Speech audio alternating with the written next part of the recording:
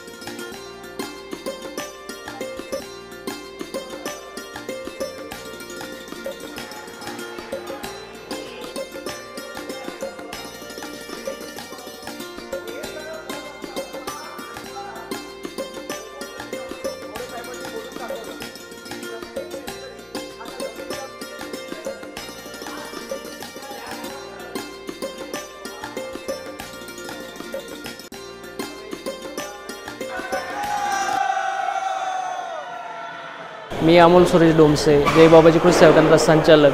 10व्या वर्धापन दिनानिमित्त आम्ही शेतकरी गुणगौरव सोहळा साजरा केला। या शेतकरी गुणगौरव सोहळ्यामध्ये चर्चासत्राचं आयोजन केलं होतं। 10 वेगळ्या शेतकऱ्यांना पुरस्कार दिला होता।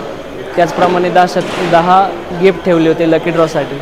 तर आमच्या चर्चासत्रासाठी जे वक्ते लाभले होते अन्नूदादा मोरे, अरविंदजी खोडे सर, स्वप्नीलजी गीते सर, तर 1000 लोकांचं आम्ही प्लॅन केलं होतं आणि तेवढेच लोक या कार्यक्रमासाठी उपस्थित राहिले। या सर्व कार्यक्रमात उपस्थित राहिले सर्वांचे मी आभार मानतो, थांबतो। धन्यवाद। वृत्तसंकलन विभाग, नाशिक लोकशाही न्यूज, नाशिक।